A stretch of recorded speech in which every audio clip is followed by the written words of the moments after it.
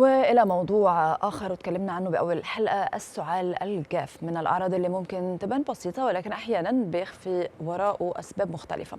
ناس كتير بتفكر أنه مجرد أثر لنزلة برد، وممكن يكون علامة على حساسية أو ارتجاع أو حتى مشكلة في الرئة.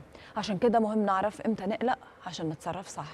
والحقيقة إنه في مواسم البرد تحديدا بيظهر السعال الجاف عند ناس كتير من غير ما يكون في بلغم أو حتى أعراض برد تكون واضحة على الشخص.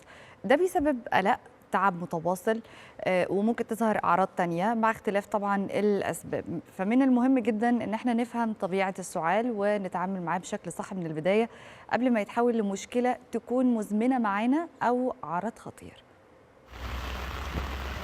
في ليالي الشتاء الباردة يبدأ السعال الجاف كصوت خفيف، لكنه سرعان ما يتحول إلى رفيق مزعج لا يرحل بسهولة. قد لا تصاحبه حرارة أو بلغم، لكنه يرهق الجسد ويمنع النوم ويثير القلق. وهذا السعال قد يكون مجرد أثر لعدوى سابقة أو إنذارا من الحساسية أو ارتجاع المريء أو حتى علامة على التهاب رئوي خفيف. وفي أحيان أخرى يكون السبب أبسط مما نتخيل، كاستنشاق الغبار أو التدخين أو التغير المفاجئ في الجو، ولكن تجاهله لفترات طويلة قد يخفي وراءه أمراضاً أعمق مثل الربو أو انسداد الشعب الهوائية أو مشاكل القلب. الجسم حين يسعل لا يشتكي عبثاً، فالتعامل مع السعال الجاف يحتاج وعياً واهتماماً، ولا ينبغي التسرع في تناول أدوية عشوائية. فالراحة وشرب السوائل الدافئة خطوات أولى للوقاية، وأيضاً التشخيص الصحيح هو المفتاح الحقيقي للعلاج. فالسعال الجاف ليس مجرد صوت مزعج، بل رسالة من الجسم قبل أن تتطور إلى ما هو أخطر. للحديث أكثر عن السعال الجاف وأسبابه تنضم إلينا من الشارقة الدكتور وداد نبيه، استشاري أمراض صدرية بمستشفى NMC بالشارقة. صباح الخير دكتور وأهلا بك. وابدأ مع السعال الجاف، ما أسبابه وما الفرق بينه وبين أنواع أخرى؟ صباح الخير عليكي وعلى السادة المشاهدين جميعا. موضوع شيق جدا في بداية الشتاء. من الاسم السعال الجاف ده معناه ان هو السعال عندي جاف، مفيش فيه اي افرازات بتطلع بره، وده بتكون اسبابه متعدده وكثيره، وبيفترق عن السعال اللي ببلغم. البلغم بيبقى فيه افرازات بتطلع، بيبقى المريض عايز يطلعها من صدره بتطلع على بره، وده بيبقى اسبابه برضو مختلفه، فالاثنين مختلفين تماما. وللعلاج بيبقى مختلف، يعني حتى انواع ادويه الكحه بتبقى مختلف. المهم التشخيص سبب السعال الجاف ده ايه عشان نقدر نعالجه مظبوط، وسبب السعال البلغم ده ايه. واوقات ان السعال بيبدا جاف ويتحول بعد كده ببلغم حسب طبيعه المرض اللي موجود عند الشخص ده. طيب، عايزة أسأل حضرتك هنا، هل ممكن أن تكون دي الحساسية الموسمية أو حتى الغبار المنزلي سبب مباشر للسعال الجاف، ولا هو بيبقى دور برد مثلا أو حاجة غلط بنعملها؟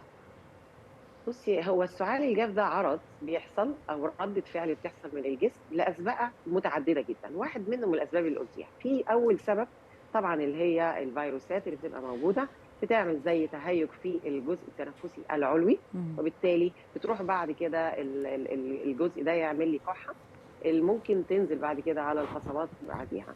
ممكن تكون نتيجه حساسيه زي ما ذكرتي حضرتك، تخصص في حاجات موجوده في الجو في المواسم اللي بتحصل فيها الحساسيات المختلفة، الغبار والأتربة والتلوثات الجو والبيئة والحاجات دي كلها.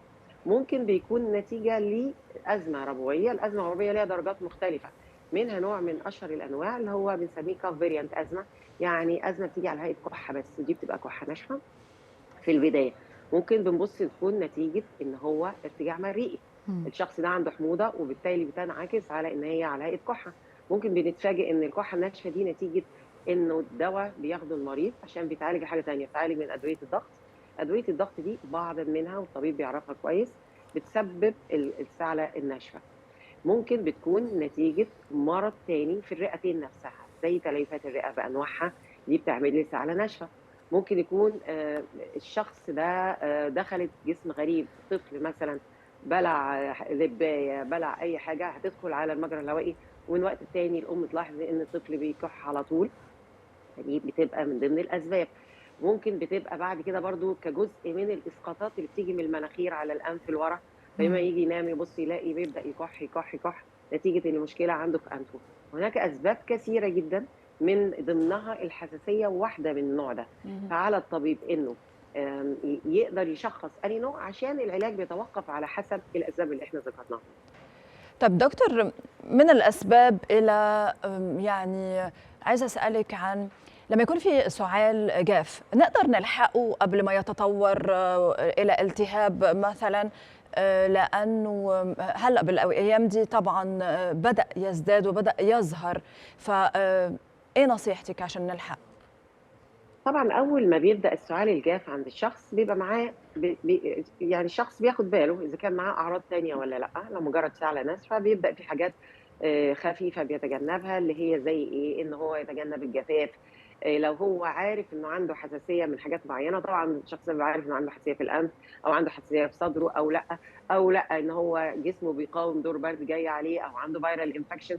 فبيبدا في البدايه تجنب المسببات اذا كان عارفها. مش عارف اي حاجه ولقى ان عنده سعله ناشفه، بياخد سوائل كافيه، بيحاول ان البيئه اللي بيكون فيها تكون بيئه نظيفه، ما يكونش فيها اتربه، ما يتعرضش الاتربه ولا غيره.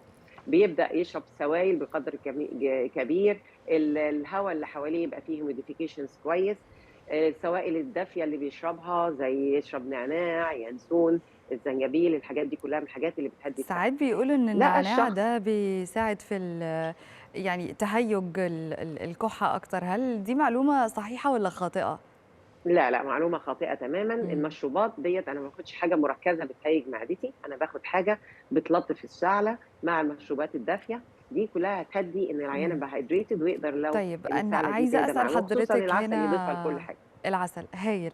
عايزة أسأل حضرتك هنا عن التغيرات الجوية الحالية وتزايد الملوثات، يعني يمكن في ناس بيكون عندها أو هم من مرضى الحساسية وكبار السن بيعانوا من الأجواء الحالية، وأحيانا بتوصل معاهم إنها تتعرض يعني أو توصل لأزمة، ويضطروا ان هم يستخدموا مثلا بخاخات للتنفس وتهدئه السعال او الكحه بشكل كبير. هل حضرتك ممكن تفهمينا تفاصيل اكتر وتقول لنا نعمل ايه عشان ما نوصلش للمرحله دي؟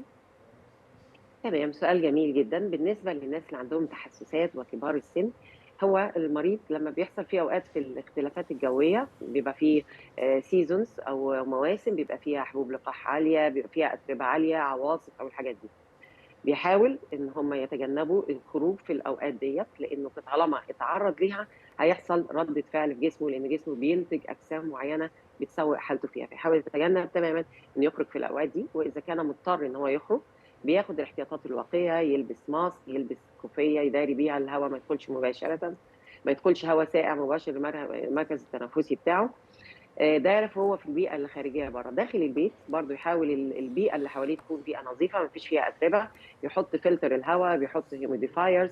بالنسبه للناس اللي بتستخدم بخاخات وبتستخدم ادويه، بيراجع طبيبه، لانه بيعمل له زي تظبيط للعلاجات، بيزود له ادويه بحيث انه يعدي السيزون ده بطريقه مناسبه، وما يحصلوش اي مضاعفات ولا مشاكل في الفتره دي. دكتور، بهذه النقطة بالذات، يعني أول ما تبدأ السعال في ناس على طول بيعرفوا أن عندهم حساسية يلجأوا إلى أدوية الحساسية أو إلى الفونتولين، البخاخات. فهل ده صحيح ولا غلط؟ ولماذا أوقات بنحس أنه السعال يزداد بالليل؟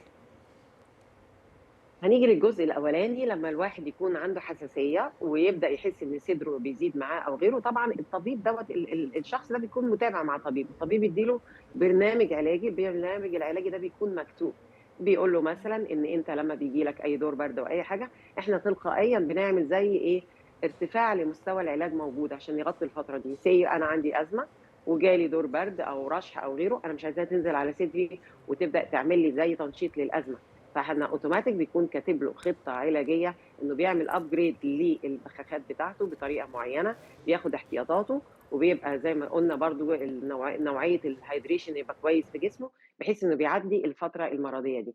بيراقب نفسه كام يوم، بيتبع البرنامج اللي حاطه الطبيب معاه.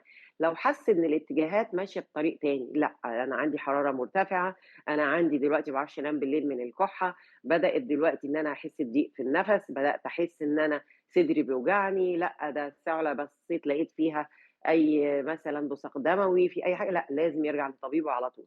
في الاول الفترات الاوليه الدنيا ماشيه كويس، ممكن يساعد نفسه بالبرنامج اللي هو موجود عنده في حالات الانفكشنز او تغيرات المواسم. الدنيا ما ظبطتش لازم يراجع طبيب. أنا بشكرك شكرا جزيلا على كل هذه المعلومات دكتورة وداد نبيه، استشاري أمراض صدرية بمستشفى NMC الشارقة. كنت معنا من الشارقة، وأكيد هيكون لنا لقاءات تانية كثير بسبب دور البرد والسعال متواصل في فصل الشتاء. صحيح. أنا بنشكرك شكرا جزيلا على وجودك معنا. القاهرة الإخبارية، الأسرع الأدق.